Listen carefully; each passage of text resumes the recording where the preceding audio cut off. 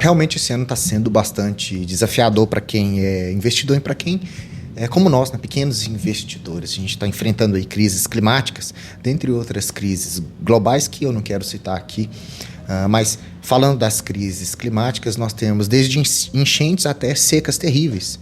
E essas secas terríveis, elas podem vir a impactar algumas empresas na Bolsa de Valores, inclusive as empresas que estão ligadas a setores que eu venho falando aqui no canal, que são setores bastante protetivos de ações de energia e ações de empresas de saneamento e proporcionamento do tratamento da água em si, né? Até procurei algumas matérias sobre isso, encontrei essa aqui, que o setor de utilities, com crise à frente, setor ainda será Porto Seguro no quarto trimestre de 2024.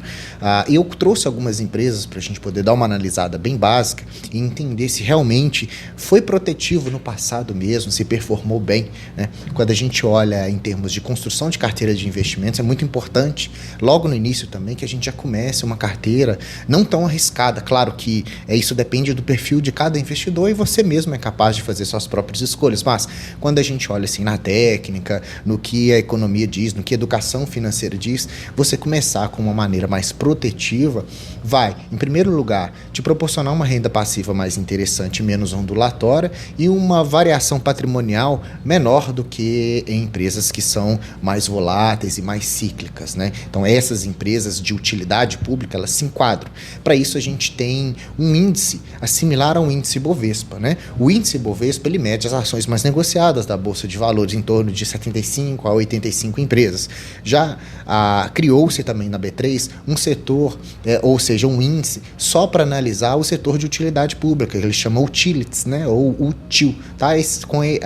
Com esse índice a gente consegue medir e comparar com outros para ver se realmente quem investiu nas empresas de utilidade pública realmente conseguiu uma rentabilidade boa, né? Isso nos dá segurança e nos dá uma tese de investimentos mais próspera. Tá? Se a gente for olhar o que é esse setor de utilities, o que compreende, quais são as empresas que estão dentro dessa carteira teórica que compreende esse índice, a gente pode perceber que temos aqui a Transmissão Paulista, Taesa, Serena, Sanepar, Sabesp, Horizon, Neo Energia Equatorial, Engeneva, Energisa, Eletrobras, CPFL, Copel, Copasa, Cebig, Auren, Ampepar, Alupar e AES Brasil.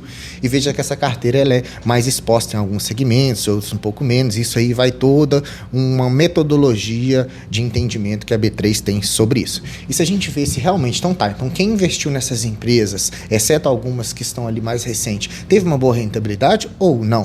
Quando a gente mede o índice, a gente percebe que nos últimos 10 anos, quem investiu no setor de utilidades teve uma rentabilidade de 292%, contra o nosso índice de renda fixa, que é o IMAB, ou IPCA+, quando você investe no Tesouro Direto, rendeu 179%, o CDI, um imbatível CDI, né, 141%, e o Ibovespa performando 130%. Então aqui a gente já consegue ter um parâmetro de que realmente essas empresas se mostraram mais rentáveis e devolveram para o acionista aquilo que ele realmente poderia desfrutar no futuro.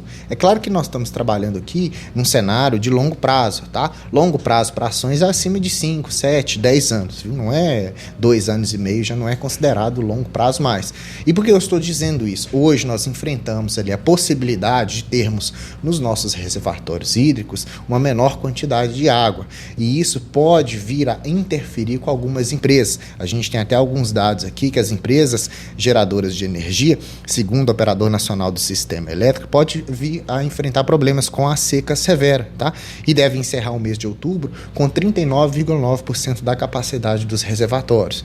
Com isso, essas empresas elas podem recorrer para a geração de energia a uma geração de energia um pouco mais cara, que não é a eólica e nem é os painéis solares, que isso é uma tecnologia mais nova, e sim as termoelétricas, tá? As termoelétricas fornecem energia nesses momentos de crise, mas o valor é um pouquinho maior do que uma energia hidrelétrica, por exemplo. E as empresas como a Engie ou a Eletrobras, elas podem ser impactadas por essas condições. Essas empresas, elas são mais expostas à hidrelétrica. Dos ativos que elas têm em maior quantidade as hidrelétricas. Então, a maior parte de geração de energia vem das hidrelétricas. Se eu tenho os reservatórios em menor quantidade, essas empresas precisam recorrer a outros meios de produção de energia. A Engie tinha termoelétrica, vendeu todos os seus ativos para ficar 100% renovável, o que, por sinal, é muito bom. mas fica aí na dúvida, tá? Alguns investidores também eles dizem que mesmo nesse cenário mais pessimista para a questão das hidrelétricas e também pela menor quantidade de captação do sistema de saneamento,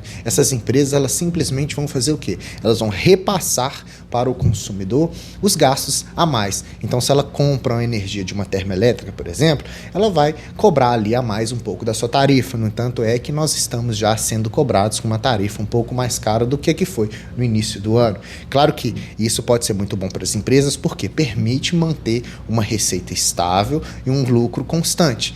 Para nós, consumidores, fica um pouquinho mais caro a conta de energia. Mas aqui o canal é focado nos investimentos, nós não vamos entrar nesse parâmetro, nós vamos entrar nos investimentos das empresas. Então, mesmo nesse cenário mais pessimista, que às vezes você pode pensar que performance mal, a empresa ela tende a ter uns lucros bastante interessantes, tá? Então, segundo os dados também de algumas matérias, dizem que algumas empresas este ano tiveram uma rentabilidade positiva, já focada nesse terceiro trimestre de 2024, como a CEMIG, a Sabesp, a Copel, a Eletrobras, a Taesa, a Equatorial, a Engie e a Transmissão Paulista. E a gente pode trazer como exemplo aqui rapidamente para ilustrar o que a gente está falando da CEMIG, tá? Quando a gente mede a rentabilidade da CEMIG, a gente percebe que nos últimos 10 anos ela vem crescendo as suas receitas e também vem crescendo de forma mais discreta os seus lucros. Claro que lucros de formas ondulatórias, quando a gente mede trimestre a trimestre, mas se eu pego um parâmetro anual, uma empresa que vem crescendo muito na Bolsa de Valores, então a gente percebe que é uma empresa que vem crescendo os seus lucros, a cotação também vai acompanhando o crescimento desses lucros, porque afinal de contas,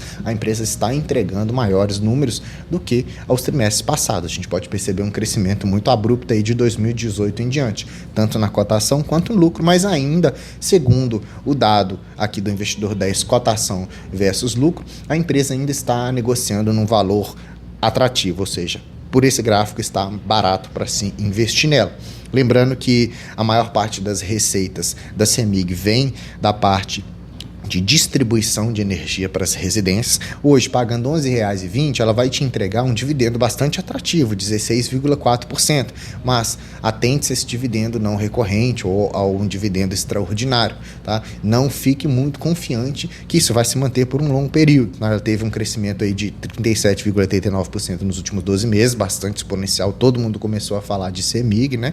Ela vem pagando dividendos recorrentes nos últimos 5 anos também, tá? Finalizando o ano com R$ 1,23, se eu for fazer a média de todos esses dividendos e colocar os 6% de Décio Bazin, é uma ação que valeria, teoricamente, no seu preço justo até R$ 18, você estaria enquadrado a receber esses 6% em dividend yield, tá? Então, mais um método para analisar que a empresa está barata. Então, a gente olhou o preço de Bazin e a gente olhou a cotação versus o lucro, mas também a gente pode olhar aqui no indicador fundamentalista pelo seu PL, o PL de 7, ou seja, investindo R$ 1.000 hoje, daqui 7 anos você revê isso para a Bolsa de Valores é bem interessante, abaixo de 10 já é bem interessante, está negociando um EV/EBITDA também de 4,95, né? O seu valor de firma sobre a capacidade de lucros que ela tem, em 5 anos compraria-se essa empresa só com os seus lucros, né? O que isso quer dizer, tem uma dívida líquida por EBITDA muito baixa, uma empresa que não é endividada, ao contrário de muitas outras empresas de energia elétrica, está entregando um ROI de 17%, que é maior do que vários índices de renda fixa, ou seja, a atratividade está aqui, margem líquida de 12% também, ok, e um crescimento nos seus lucros de 21% de forma composta nos últimos 5 anos. Lembrando que a CEMIG está presente aí em 26 estados, é o primeiro lugar na geração de energia renovável, tá? Só sua capacidade de geração é de 4,5 gigawatts com 37 hidrelétricas. Então veja o poder da geração hídrica nessa empresa e essas questões climáticas que podem interferir de certa forma na sua geração, né, encarecendo ali a geração, mas também ela vai ali cobrar de quem está recebendo essa energia, esses valores que pode ser a mais, né? Também ela trabalha ali com transmissão, distribuição, o trading, que é o mercado livre de energia, e o gás natural também, pela Gasmig, né? Então, ela está tendo resultados positivos, crescimento no EBITDA no último trimestre, né?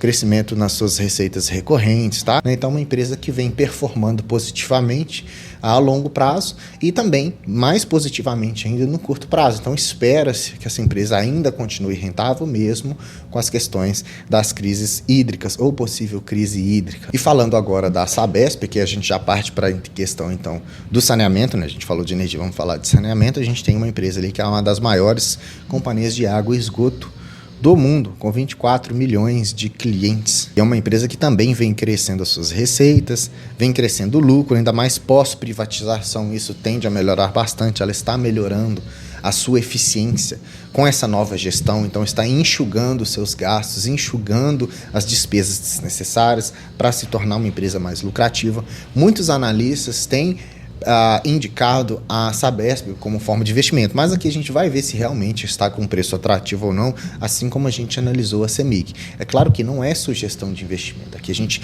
compila todos os dados e você que vai tomar a decisão final, tá? Então a gente vê crescimento de receita, crescimento dos lucros, cotação segue lucro, aqui está bem justo o quanto que ela está entregando de lucro pelo tanto que ela tem valido ali hoje, valendo quase R$90 na Bolsa de Valores, um crescimento de quase 50% nos últimos 12 meses, ela tem um dividendo yield muito baixo, 1,61, tá? Está negociando num PL de 15,05. Cabe a gente analisar se isso realmente é um valor atrativo ou não para essa empresa. O mercado projeta, ela está com esse PL mais alto, porque o mercado está projetando um rendimento muito grande em cima da Sabesp, mas a gente não sabe o dia de amanhã, tá, pessoal? Dividendos aí vem também desde 2014 com a distribuição equilibrada, né? Ou seja, mas mesmo assim um dividendo yield muito baixo. O preço por base seria R$18 e R$13, fazendo a média dos últimos 5 anos de dividendos e jogando 6%. Então veja a disparidade. Aqui ela está sendo negociada como se fosse uma empresa para crescimento, tá? Veja que ela toma quase toda a sua totalidade no estado de São Paulo. Então crescer, sei lá, talvez para outros estados, não sei, né? Ela paga uma vez por ano apenas, mas na data de junho, então é uma empresa que vai pagar um dividendo baixo apenas uma vez por ano. De qualquer forma, vem entregando um crescimento de EBITDA, vem entregando lucros constantes, vem entregando um crescimento das suas receitas e boas margens também. E analisando aqui, ela vem entregar um ROI de 12%, uma dívida controlada de 1,5% e uma margem de 15%. Só o PL que está bastante esticado, por quê? Mais uma vez o mercado está projetando um lucro muito grande para essa empresa, um crescimento exponencial. Por isso que as ações estão mais caras do que em comparação com outras, né? Se você tivesse Sabesp e CEMIG na sua carteira de investimento nos últimos 10 anos e não ficasse mexendo nessas ações, você teria tido uma rentabilidade de 437% para Sabesp, 239% para CEMIG, o que vence o IMAB, que é o nosso IPCA+, que vence o CDI imbatível e que vence o Ibovespa em 130%. Mais um dado que a gente tem para reafirmar de que essas empresas de utilidade pública são muito rentáveis. Quase nada bate esse índice de utilidade pública, tá? Então é de se estudar mais sobre esses casos. Na minha carteira pessoal não tenho nem Sabesp, não tenho nem CEMIG, mas eu tenho Taesa, que é a minha terceira maior posição, tem um pouco de Engie e um pouco de Sanepar também, tá? Que são empresas mais resilientes. E eu gosto particularmente, minha opinião pessoal, de Sanepar, porque ao longo de vários anos, desde 2009, ela vem entregando um crescimento de receitas muito grande e um crescimento de lucros também a cada trimestre. Isso, para mim, para o meu perfil de investidor, é bastante interessante. E em comparando com a Sabesp, por exemplo, a Sanepar, claro que ela é bem menor, né? Mas ela tem um PL de 5,7, está negociando abaixo do seu valor patrimonial, tem um EV/EBITDA de 4, entrega um ROI de 14%, uma margem de 22% e uma dívida controlada. Então, em termos de preço da ação, por exemplo, a meu ver, a Sanepar está num valor muito mais barato, entrega um dividendo muito melhor, apesar de pagar também de 1 a 2 vezes por ano no máximo, mas é uma empresa que vem ali com forte crescimento, tá? A meu ver, um crescimento maior do que poderia ser de Sabesp.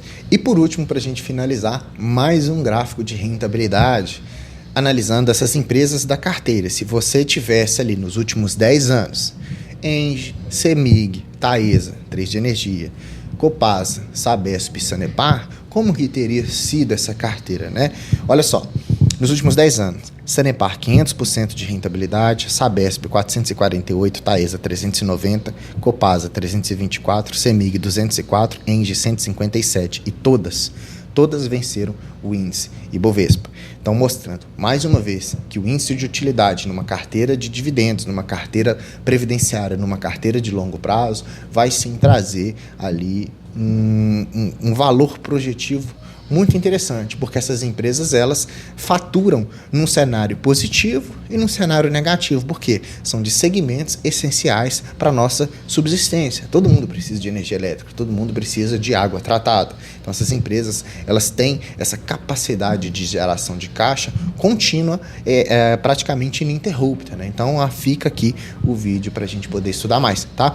Se você gostou de alguma dessas empresas, deixa aqui no comentário, porque aí a gente faz uma análise mais aprofundada. Lembrando que eu já tenho vídeo sobre Taesa, tenho um vídeo de CEMIG, tenho vídeo de todas essas empresas que estão aqui, já tem um vídeo específico dedicado para elas. Você pode procurar aqui no canal, só digitar aí Sanepar Investidor Classe Média que você vai conseguir encontrar, tá bom? Espero que esse vídeo tenha aí, de certa forma, despertado em você um perfil de investidor mais resiliente e conservador, tá?